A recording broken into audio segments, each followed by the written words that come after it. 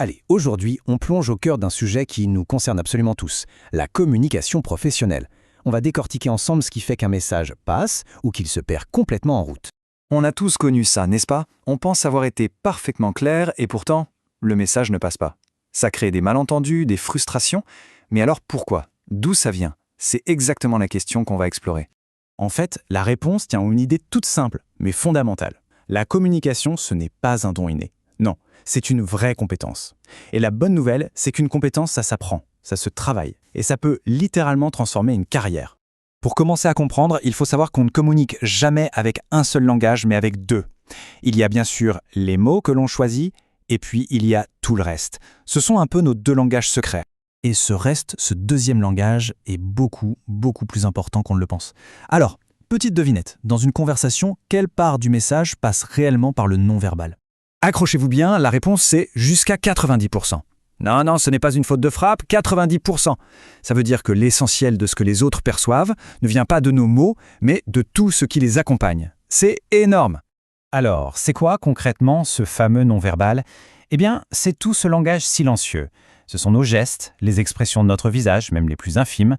C'est notre posture, si on est droit et ouvert, ou au contraire voûté et fermé. Et bien sûr, c'est le ton de la voix. Un simple bonjour peut être chaleureux, glacial, interrogateur, tout ça c'est le non-verbal.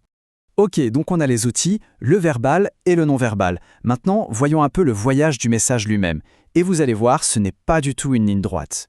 Au tout début, on avait un modèle très simple, celui de Shannon et Weaver. On le voit bien sur ce schéma, c'est un peu comme un tuyau.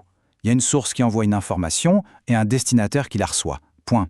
C'est une vision très mécanique, une flèche qui va d'un point A à un point B. Le problème, c'est qu'on sent bien que ça ne marche pas comme ça entre humains. La communication, ce n'est pas un ordre qu'on envoie à une machine, ce n'est absolument pas une rue à sens unique. Et c'est là qu'un autre modèle, celui de Wiener, vient tout changer. Il ajoute un petit quelque chose qui est en fait essentiel. Regardez cette flèche de retour, c'est le feedback. Et là, tout bascule. On ne parle plus d'une flèche, mais d'une boucle. C'est un dialogue qui s'installe. Et ce feedback, en milieu professionnel, c'est de l'or en barre. Mais attention, pour qu'il soit utile, un bon feedback doit être honnête, précis et surtout bienveillant. Son seul et unique but n'est pas de juger, mais bien de faire grandir. L'objectif, c'est de construire ensemble, pas de démolir. Allez, on arrive à la dernière pièce de notre puzzle, parce qu'au-delà des mots, des gestes et du feedback, il y a des forces invisibles qui influencent absolument tout. C'est ce qu'on appelle le contexte. C'est très simple, prenez exactement le même message, dit par la même personne avec la même intention. Eh bien, son sens peut changer du tout au tout selon l'endroit, le moment ou l'ambiance. Une blague qui fait rire tout le monde à la machine à café peut créer un silence glacial en pleine réunion de direction. Et parmi ces forces invisibles, il y en a une qu'on oublie souvent, c'est l'espace physique entre les gens. Ça a un nom, la proxémie. Et comme le montre bien ce schéma, la simple distance qu'on établit avec quelqu'un, eh bien, c'est déjà un message en soi. L'anthropologue Edward T. Hall a identifié 4 zones. D'abord, la sphère intime, à moins de 45 cm, réservée aux très proches. Puis la sphère personnelle, jusqu'à 1,20 m environ, pour les amis, les collègues.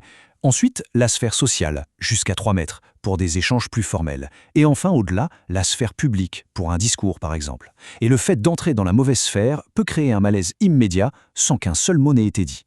Bon, on a vu beaucoup de choses. Le non-verbal, le feedback, le contexte. Mais alors, concrètement, on fait quoi de tout ça? La réponse, c'est de passer d'une communication réflexe à une communication en pleine conscience. Si on résume, on peut dire qu'une communication réussie, c'est un peu comme un tabouret à 4 pieds.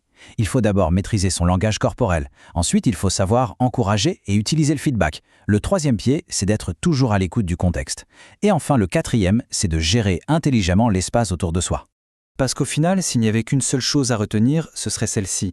La communication est une compétence, ce n'est pas un réflexe. Ça demande de l'attention, de l'écoute, de la pratique. Et c'est seulement en la traitant comme la compétence précieuse qu'elle est qu'on peut espérer vraiment la maîtriser.